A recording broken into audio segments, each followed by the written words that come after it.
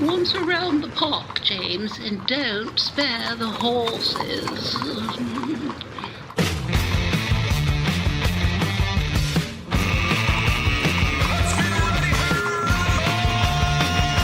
It's showtime. Well, here we go. It is the 27th day of March, 2025, as we record this. So by the time you hear it, things may have changed. But welcome in. It's On the Ledge, your Ontario Politics podcast. I'm Dave Trafford, and well, I don't know. I just woke up with a crick in my neck because and it's not the way I slept. It's just the head spinning that's been going on. So there will be plenty to talk about on this edition of On the Ledge, your Ontario Politics podcast. First up, we've got Kathleen Wynne is here joining us, the former Premier of Ontario. And I didn't know he was an upholsterer, but apparently that's what they think of him in the Ottawa. Yep. Our veteran pollster, John Wright, is here. We'll be joined presently by Tim Hudak, the former leader of the PC party. And our friend Keith Leslie is digging out from a snowstorm down in Antigonish, so is unable to join us today for this week's edition of the podcast. Kathleen Wynne, the Premier of Ontario, says he was surprised by the actions of Donald Trump yesterday. And I put those in italics and air quotes and all of that stuff because I think that Ford genuinely was surprised by the 25% tariff announcement on automobiles. But last week we were saying, it's all been quiet in Washington. That's a good thing. And then out of the blue, here, a hard one right under your chin. Yeah, and I think the trouble is, Dave, that I think this is what we're in for the next 4 years. I believe that this probably is some kind of reaction to the pain that Trump is feeling around the leak, around the email disclosure of the security issues around the bombings. I think that he is very reactive to what's in the news cycle, and he needed something to demonstrate that he's still in control, that he hasn't lost control of the agenda. So we pay the price for that. But when Doug Ford says he was surprised, the timing is surprising, and I agree with you. I genuinely think he was taken off guard, taken aback by this announcement. But we kind of have to be prepared every day to be surprised because that's the new norm. Yeah, it is the new normal, but I think, I used to do a podcast called The Next Normal. So next week there will be another normal, John. That's just the way it's going to go. Yeah, it is, and it's going to have an impact on the federal campaign, let alone all the provinces, because this is the first time that Mark Carney actually is going to be tested. I mean, we've seen the polls rise to suggest that Mr. Carney and the Liberals are best suited to deal with it. Well, guess what? It's here. And to hear Mr. Carney saying, well, I guess now's the time to get that call with the president to start discussing, it'll be interesting to see whether that call is made or accepted. So it enters right into the midst of an election campaign. We've got a month to go or so, and so the ripple effects will be very significant over the next few days. What happens if Mark Carney can't get that call? What happens if outside of the Premier's meeting there isn't an effective response, especially with Daniel Smith spending time on radio down in the South? It's an interesting time for the volatility of the polls, but also for the future of car manufacturers, that's for sure. Well, when we look at it from that perspective, I just think it's interesting as well that we've got the Premier being asked about the electricity and the energy issues that he had brought up 2-3 weeks ago, whatever it was, and that sparked the conversation with Lutnick, et cetera, in Washington. But at the same time, and he was quite ready to pull the trigger on that yesterday, saying, I'm going to hang in there, and we're going to have the meeting first with the Prime Minister. And both the Prime Minister and the Premier were toggling back and forth, dropping each other's names yesterday, Kathleen. A little slightly different tone. You didn't hear Ford talk about Trudeau the same way. No, and I think that, and I've said this before on the pod, I think that the conversation between the officials is an everyday thing. I think they're going back and forth every single day. I think that Ford is, he's been a really important standard bearer, but he also he also knows now that he needs to work in concert with the other premiers and the prime minister.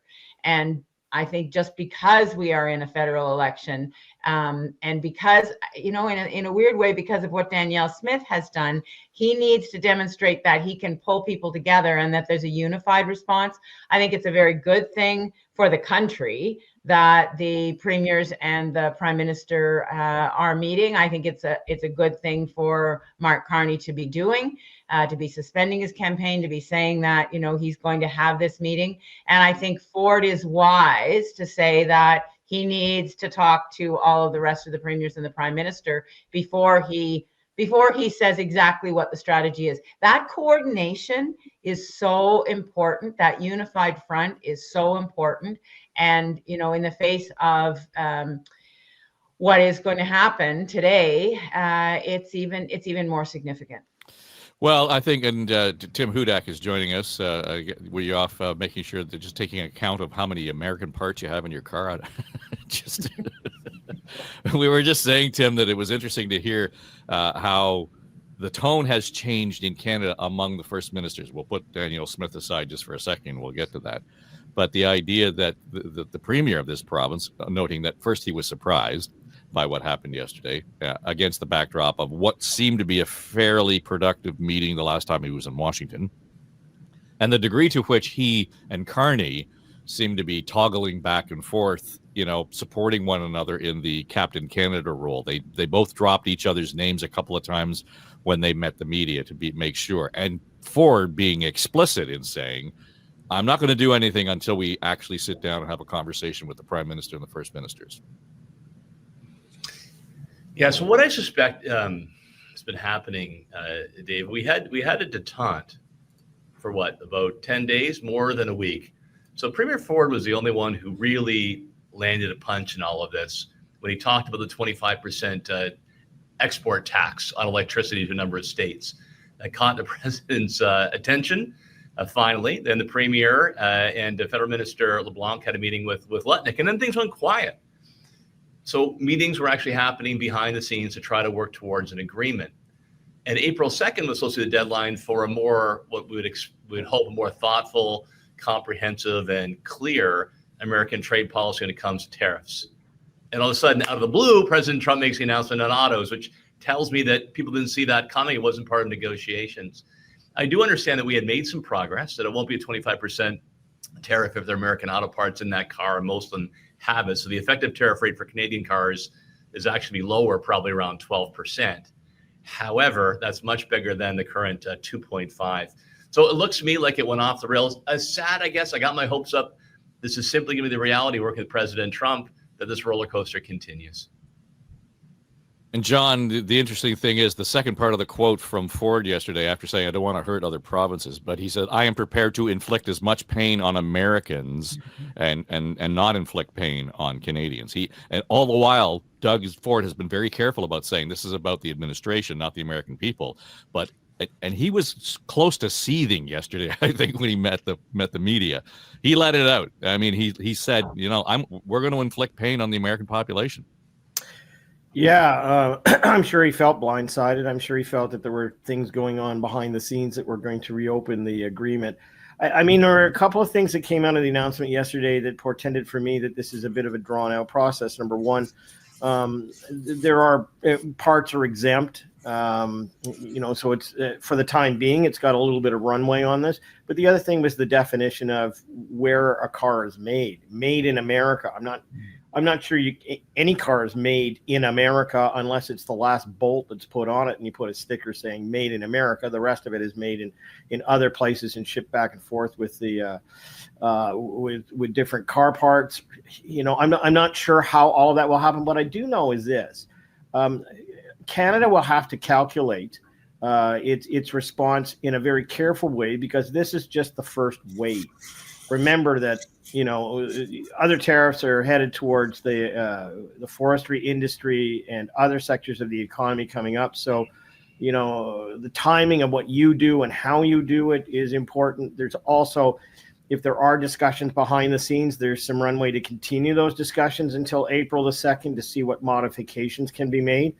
But thirdly, we finally get a chance for the Americans to respond to something that's going to affect their own workers. Within the next 2 weeks, the impact on the automobile sector in the United States may be very significant. There may be layoffs. On this particular measure, there may be chance for victory or some kind of victory announced at some point. But, now we're into the game. And as I said, this is where, premiers and the prime minister, you got to put your money where your mouth is. You said that this would be a response. You said that you would do something. Now, what are you going to do? Because this is the first wave that's come through. Okay, I know you've got a hard stop here for us, John, in a couple of minutes. Just so before you go, give me, and you and I talked about this yesterday on Politically Speaking, but this wasn't part of the formula as we were talking. We anticipated that Trump was going to make the comment. Where do you see this changing the landscape significantly or not in the federal campaign? Well, at a very high level, we know that the Liberals are up. We know that they're there because of the collapse of the NDP vote, which is sitting now somewhere between 7 and 10%. We know that Mark Carney's got very broad shoulders for this particular issue, and it's going to be tested. Now, here we go. So we have a month to go. What I raised yesterday, and I think it's something important for us to keep in mind, the undertow of all of this is actually the impact on pocketbooks. And the question I raised yesterday is whether or not we see people supporting the Liberals until they don't, and they switch without actually, showing up in the polls necessarily that they're going to be with Mr. Poilievre. I mean, at the end of the day, this is going to affect families. It's going to affect their pocketbooks. It's going to affect, how they view their own futures. And the question is whether or not now Mr. Carney, who has been anointed as the person to deal with Donald Trump, whether he is seen to do that. And we have a month to go. And he may continue to get the support. But remember, it was like that for Donald Trump in the first in the first term. And yes, we can get into the electoral vote issue and how, Hillary Clinton won the popular vote, but didn't do the electoral vote. The conservatives in the United States, the Republicans, always underperformed in the polls, but then overperformed in the actual ballot box. And the question is whether or not that happens this time in Canada. So I see Sean Simpson at Ipsos also writing for Global News today, a very similar thing that they're seeing in their polls. So I don't rule out that now is the time for the test. And what's delicate for the next few days for Mr. Carney is how does he respond to this? Does he get the call? Does he get a meeting? Does he have any particular impact on this? It may be, that we've got, a month to go in this campaign and things change back and forth. But this is the first change that we're going to have to deal with, not only as premiers, but also as contenders for the throne. All right. Well, we'll let you go and get to your appointment. And maybe you and I can chat about this more in the coming days and watch the way the polls play out on Politically Speaking. Thank you, John. My pleasure. Take care. All right. John Wright is our resident pollster, the founding pollster here on the ledge. Kathleen Wynne, let's pick up on what John was just talking about, because it's interesting to me how I'm hearing that the Poilievre rallies are epic.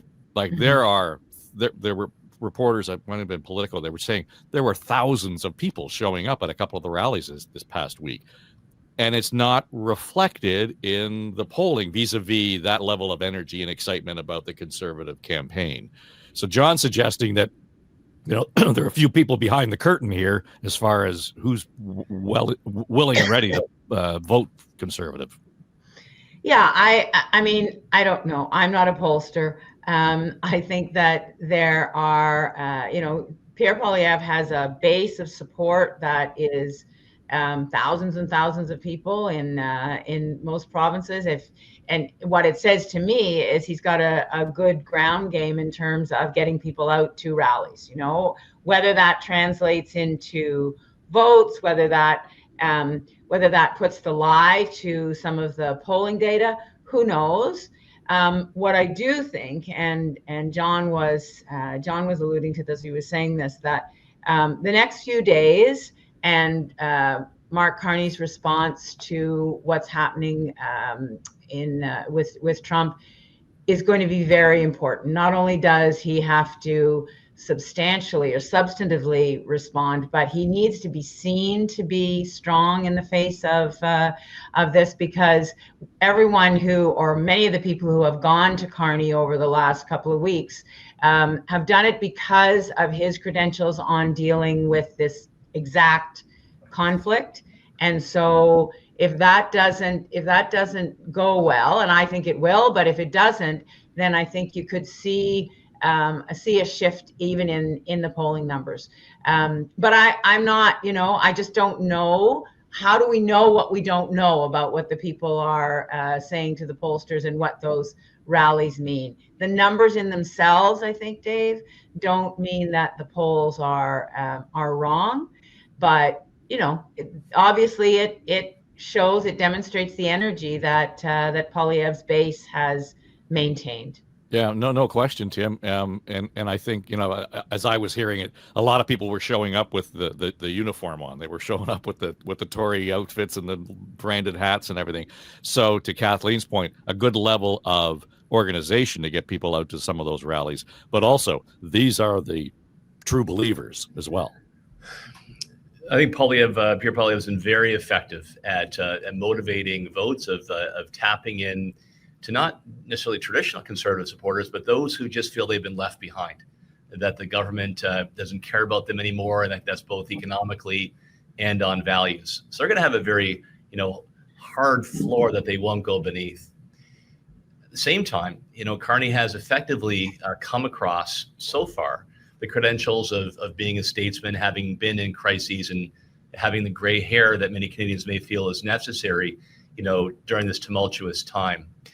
This is, I hate to say this because it sounds cynical, but the unfortunate news of President Trump announcing the harsh auto tariffs yesterday, it gives Carney the opportunity to take a play out of Doug Ford's playbook.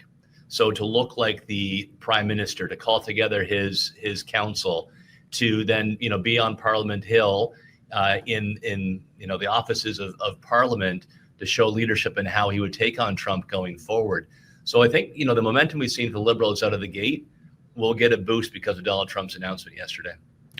But well, Tim, Dave, can I just follow up on that? Yeah. It's not that I'm shilling for the Conservatives, but let me hold on. What world are we in? I'm in this one. But let me just say this, that I think the risk for Mark Carney is way bigger, Tim. I think that nobody expected that Ford was going to be able to do anything. I mean, that's why I was pretty critical of the kind of photo op performance. He wasn't going to get a meeting with Donald Trump. Nobody expected him to get a meeting with Donald Trump. Nobody expected him to really be able to move the needle on this. I think he probably did more than many people expected him to be able to do. But the bar was low. I think the bar for Mark Carney is much higher, and I think that that's the risk that this whole situation poses.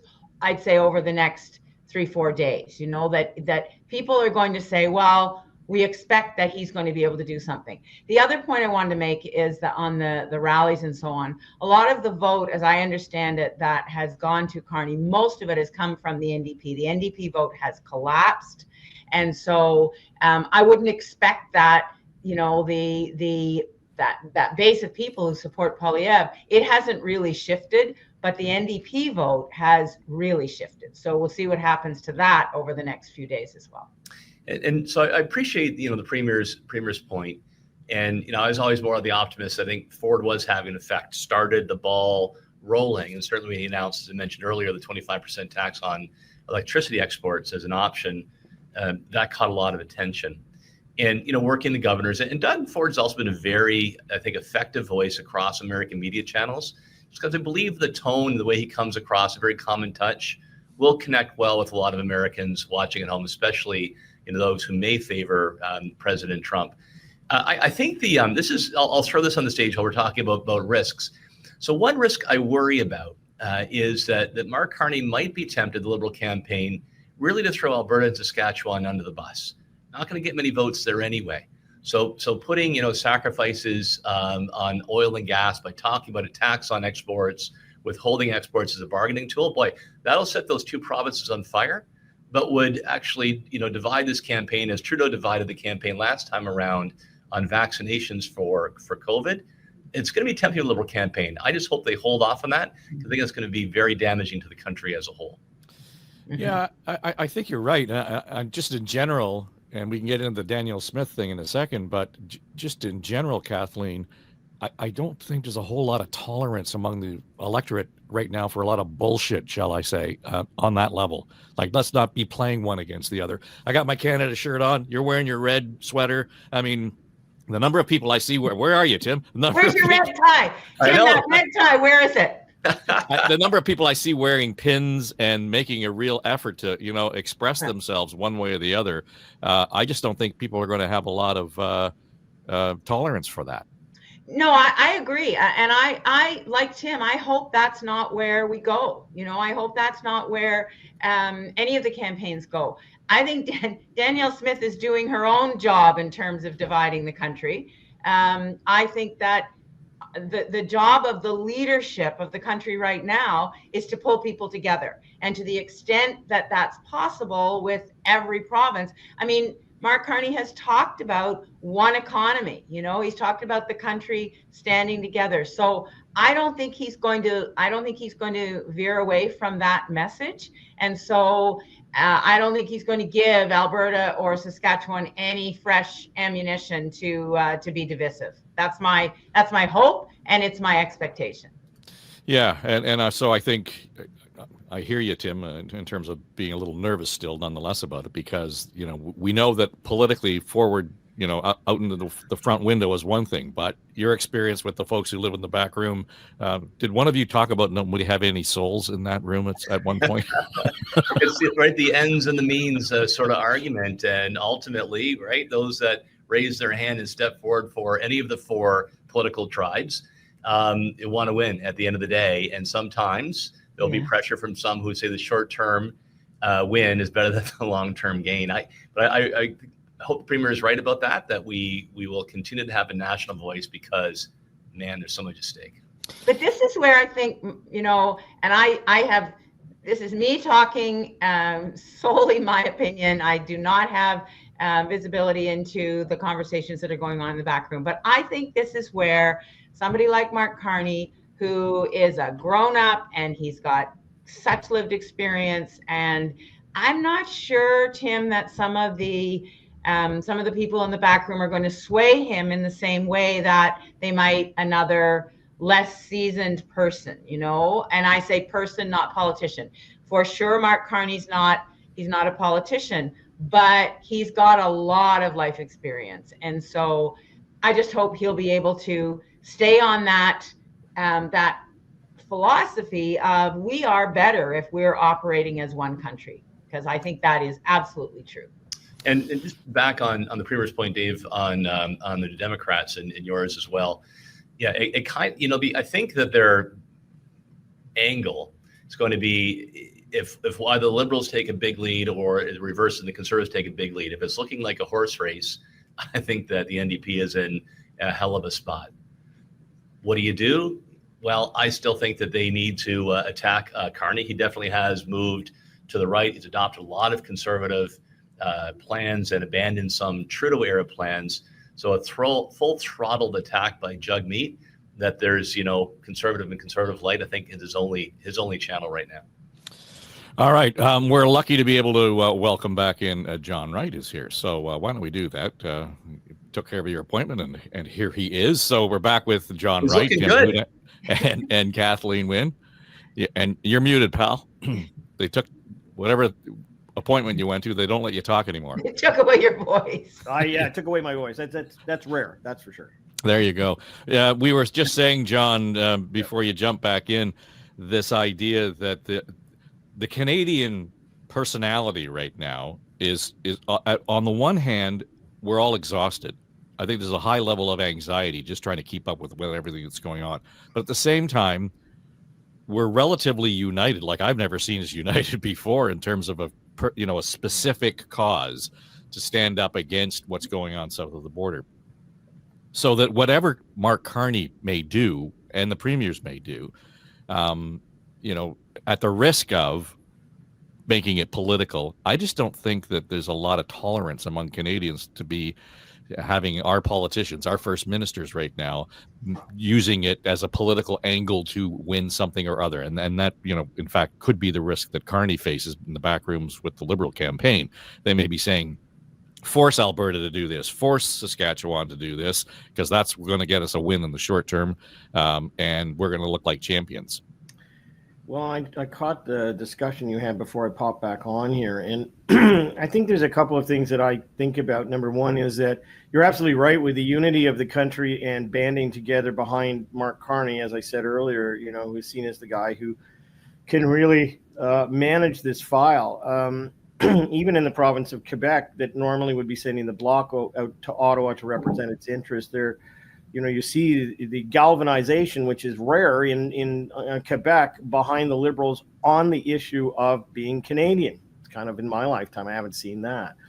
But I also reflect on the fact I don't know what the Prime Minister is able to do with someone like Danielle Smith, not so much Scott Moe, but Danielle Smith, who, is going to run her own show. Do you want to make it about a showdown with Alberta, or do you want to just say, that's just her, she's running her own show, she's independent, I wish she was on the team, but we have a bigger fish to fry here? I think, you want to pick a fight with Alberta, it may become the issue of a campaign, and I don't think you want that. So I guess at this stage, it's unfortunate where she's headed. I don't see any other premier really calling her out on it, except that code word of we all stick together rather than fall together. But again, the next week is going to be kind of weird because Mark Carney is going to be tested in so many different ways, and people, because they're voting for him as the Captain Canada, are finally going to get an assessment in mid-campaign whether he can do this or not. I think it's a perilous moment for the Liberals in this campaign. Well, equally though, Tim, it's perilous for the Conservatives in some respects, because Kathleen Wynne saying, the bar is high right now for Carney's performance. But at the same time, this pretty much shuts Mr. Poilievre out of the news cycle for 5-6 days. It is definitely, an echo of what happened in the provincial campaign. And whenever President Trump, burst through the door, like some political version of those old Kool-Aid ads, it's a total distraction and an advantage to the leader of the time. This does give Mark Carney an opportunity to look the role of prime minister, to give people a preview for how he would deal with Trump if successfully elected at the end of April. And a test that I'm sure they'll say publicly they wish they didn't have to perform. But I bet, the campaign is relishing this moment. And it is awfully difficult to cut in and get in on that stage when this scene occurs, as was witnessed in the Ontario campaign, where Bonnie Crombie and Marit Stiles could not really get a word in edgewise. So let me ask you, Tim, based on the conversation that we sort of alluded to already vis-a-vis Danielle Smith, the Premier in Alberta, at what point does the Tory campaign say, could we have a chat here just for a second? just for a second? You don't think they've already done that? It doesn't sound like it's having any effect. I'm sure Kathleen has her versions, right? When you're leader, it can't be like, with friends like these. I don't need any enemies. Me and the unions. there you go, right? Every party's gonna have their versions of people who try to be helpful. I don't get it. I think the Premier's right. They probably have had that talking to, and I'm sure it has happened again. And it's funny, people through time. I've got a soft spot for Danielle Smith. We sort of climbed the ladder together. We were opposition leaders at one point in time. And so I've known her for quite some time. I just wonder if there's something there too. I get it, right? For as Alberta Premier has got to defend against any kind of repeat of the Energy Act that, really robbed Alberta of jobs and wealth, the Canadian Energy Program, National Energy Program, my apologies. But there's also going to be something, I think, tempting about the bright lights of being on the American stage, on being on shows that, your followers, your people who support your campaign enjoy watching. So sometimes there's a chance to stay on that stage and keep an open mic a little too long because it feels good, but it's damaging back home. Yeah, but Kathleen, the problem here for me is the premier in Alberta, Smith, has actually amped up the rhetoric. I mean, it's going right through the roof and talks about, how she's being treasonous and all, and, their accusations. I mean, I'm paying attention, but I'm not hearing that level of that kind of rhetoric, the heat for sure. And then to be going down and, joining Shapiro on, the stage for a fundraiser. Wow. Okay. I could just see the Liberals in the back room are just, okay, we'll cut that clip.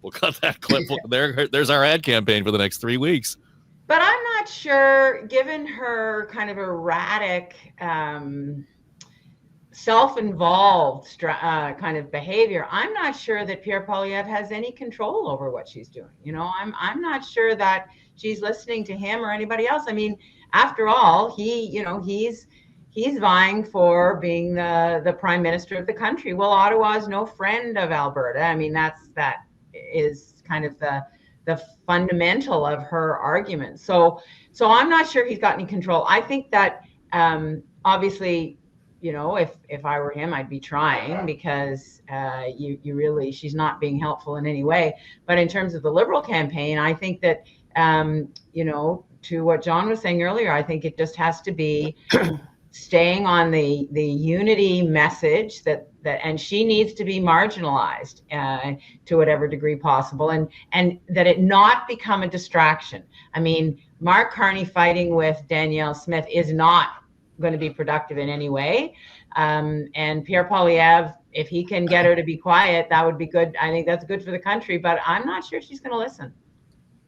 We also have to remember, Dave, that she's also involved in a scandal out there that's, in terms of Alberta Health Services and the involvement in the contracts. Maybe, part of this motivation is much the same way as Mr. Trump has with Signal.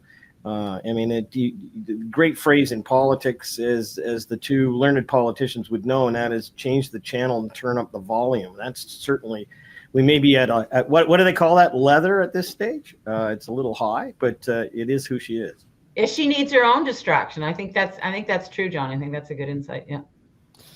So we talked a lot about, and everybody at some point here has sort of alluded to the collapse of the NDP vote federally, and we watched that happen, and certainly even the Bloc Québécois in Quebec, and then the Liberals are kind of floating to the top. Tim, I heard on the one hand the Conservative,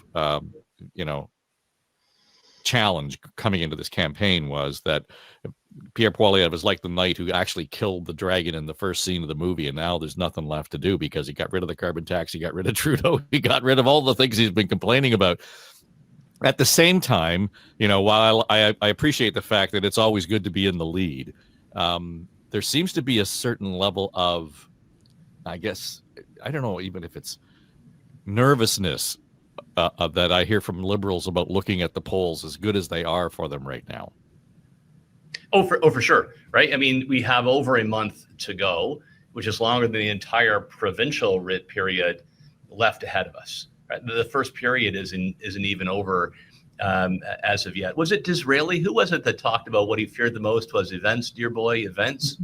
Same goes for Poilievre, right? The thing was in the bag until this orange guy down south, right, shook everything up. Just back to the New Democrats, too. It's a bit of sowing, reaping what you sowed as well. The sort of the lackluster leadership, propping Liberals up for far too long, not being clear enough, where you stood, or rallying around a clear cause. So for sure, there are some progressives voting on the Liberal side. John and Kathleen have talked about that. But I also think that deterioration was well underway, well before the writ dropped.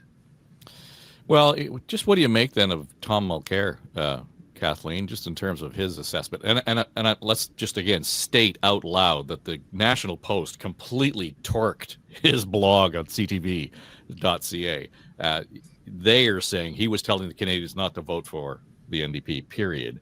That's not really what he was saying. He was getting back to more of the point and the observation that given what's going on, there's no way in for Jagmeet Singh and the NDP to engage the electorate in this debate conversation because of Trump. Well, I don't know if any of you guys heard Tom Mulcair, months ago talking about Carney. He really likes Mark Carney. So there's kind of an initial position that Mulcair holds, that he thinks Carney is a good guy. He's probably the right person for this moment. I'm putting words in his mouth, but I definitely heard that positive message, and I don't think there's any love lost between him and Jagmeet Singh. And I think that I don't think that any of the strategy that Jagmeet Singh has used over the last couple of years is anything that Tom Mulcair has a lot of respect for. So it doesn't surprise me, and I think it's part of this thing that's happening, which is progressives are saying, we really do not want to see Pierre Poilievre elected, and Mark Carney is presenting an alternative that is, now that Trudeau's gone, that is what we have been looking for. So I think that's what's going on, and I think he's reflecting that. Yeah, John, you and I chatted about this earlier in the week, but the idea that this being a two-horse race, party, Liberals and Conservatives, does that sharpen the focus of the voters, or does that actually sort of dull it in terms of, okay, well, this is over almost? I mean, there will be a certain constituency that will say, okay, I guess the Liberals are going to win this one. Doesn't matter. There's a month to go. No, we have a month to go. I mean, what we have right now, the ballot question is who's best to take on Donald Trump. I don't know how you can sustain that. In Ontario, it was a little bit different. You're starting from a very firm position that's being telegraphed. And, the other two parties just weren't up for it. I don't know how this is going to end. But what I do know is when I watched the three-party leaders, major party leaders, start off, two of them were very clear on what they wanted to do. Whereas the NDP demonstrated to me that they're just not in the game from a communications point of view coming out of the gate. I mean, the first part of what Jagmeet Singh talked about was, hey, folks, you needed to go to the polls and thank me with your vote for getting me what I got for you. And it was like, okay, I didn't have that on my script this morning, because I thought on my script you'd be first out of the gate saying, look, we're going to have the imposition of tariffs, and when they come on cars, I'm there for our people and our unions to make sure that we fight for them, and whether they're in the forestry union or the Boilermaker union or whatever, well, I guess the Conservatives got them now. But the reality is that I thought that they'd come out strong, talking about the actual threat that there was, and that didn't happen until the second part of it. And then the third part was the table issues that we all deal with. What did we see in the last 24 hours? Well, first of all, they were on the we're going to cut taxes, and the second thing was we're going to be with housing. But that's what everybody else was talking about. So I'm not sure that the campaign for the NDP is well defined, and I just find it relatively weak at this stage. But yeah, the public is divided on who the major players are going to be to handle what's south of the border. But that's today. I don't know where we're going to be 30 days from now because of the volatility of the race. So, Tim, we sort of made this complaint in the provincial election here in Ontario. Did you not see this coming? I mean, everybody knew that there was going to be an election in Ontario, even though it was early. This is the election year in Ottawa. I mean, admittedly, the campaign is earlier than the actual official date. But it seems to me, to John's point, the NDP just were not prepared, period, in terms of how to come out of the gate or how to work their way into this conversation. They had more runway than Bonnie Crombie or Merritt Stiles did. I don't have an answer for that. You're absolutely right. It's incredulous when you just saw the preview in the Ontario provincial election campaign, when you knew you had to differentiate yourself, you knew what was at risk. I think just as a reflection of the leader and those who are in key positions that have regularly, failed New Democrat voters. I think, my grandfather would be just beside himself.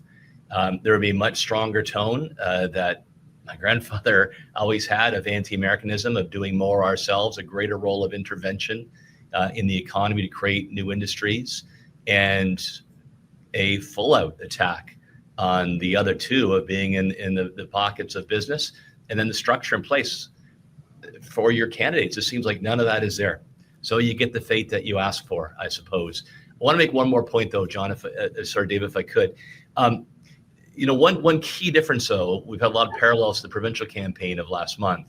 One key difference, though, is when we at Council Public Affairs did our polling, we found that the Ford Conservatives were underwater on every issue: healthcare, education, cost of living.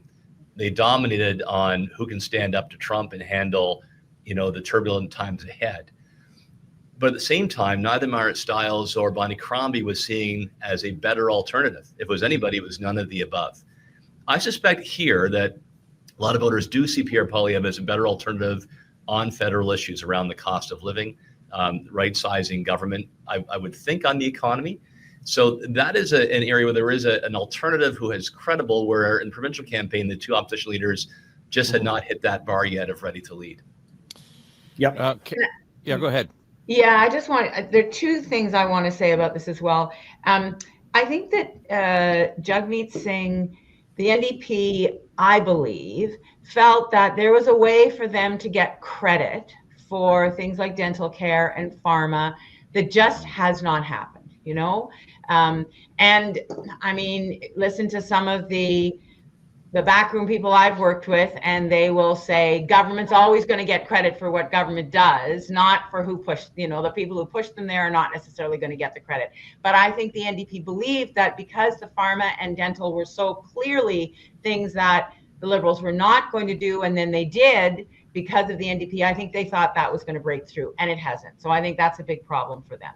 And I think it has muddied their message because they haven't moved away from that. The second thing I think, and this happened in the province as well, the loyalty of private sector unions being lost to the NDP in some way, going to the Conservatives, I think that's a really difficult conundrum for them to deal with right now, and I think into the future, because that lunchbox worker sensibility is not necessarily with the NDP provincially or federally now, and I think that's a big loss to them. So I think those are two factors that Jagmeet Singh has not been able to sort out.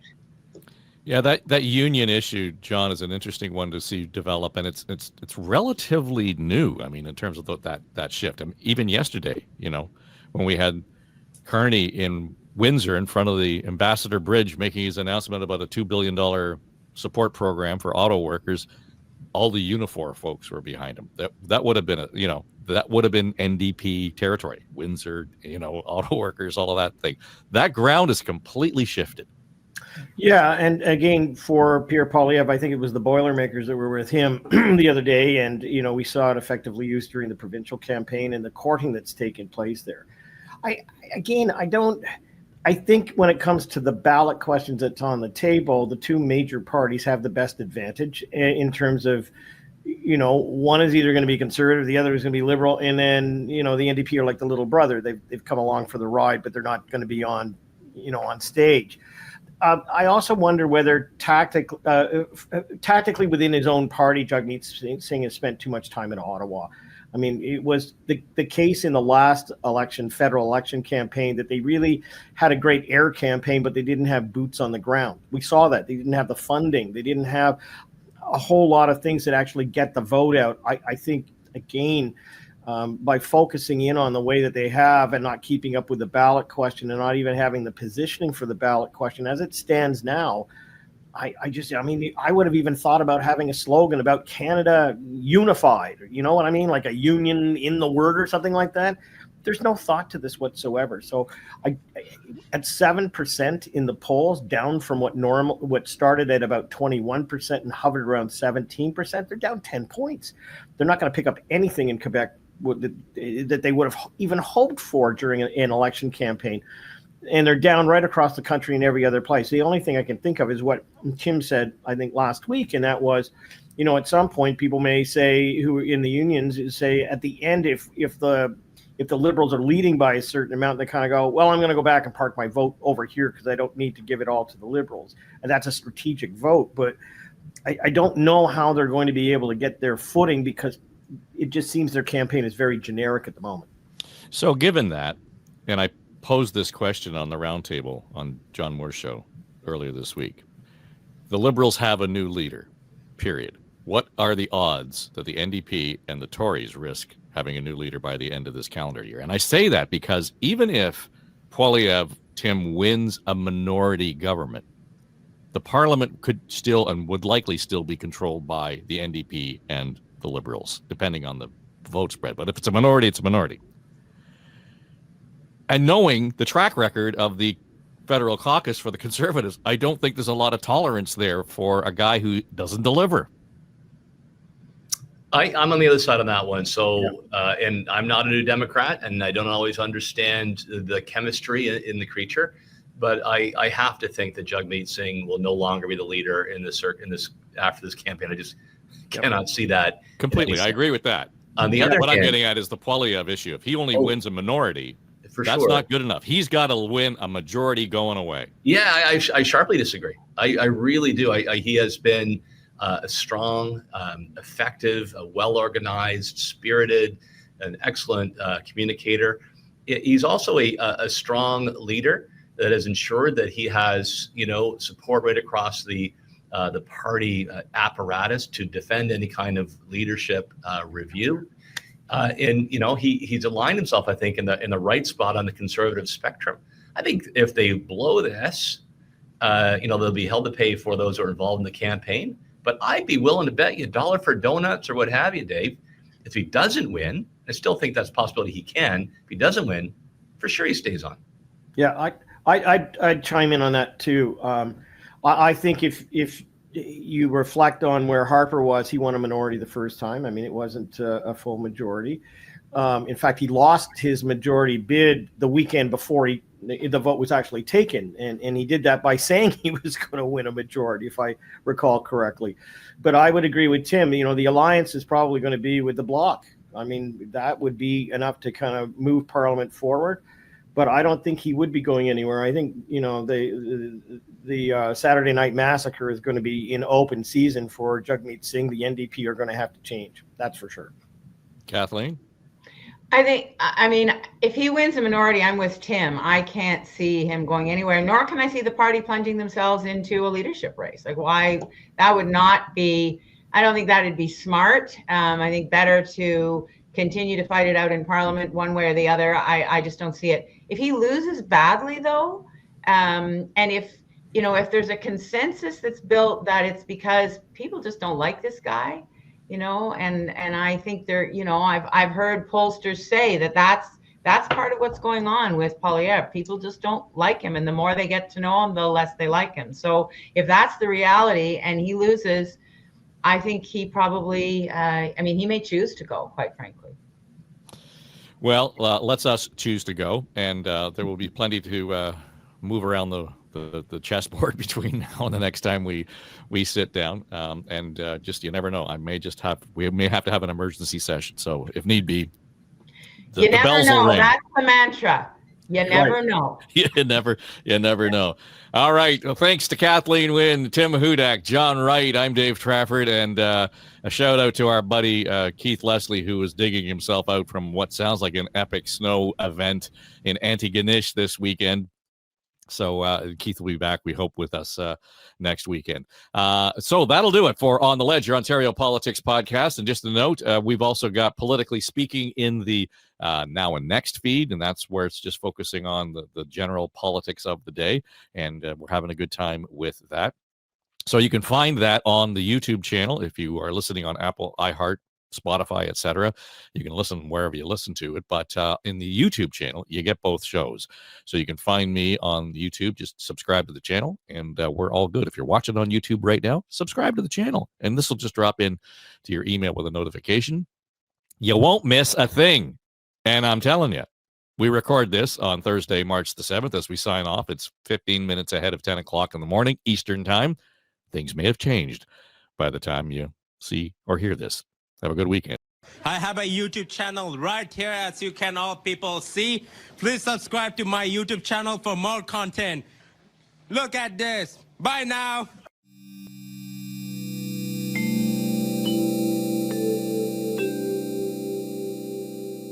This is SSN. Story Studio Network.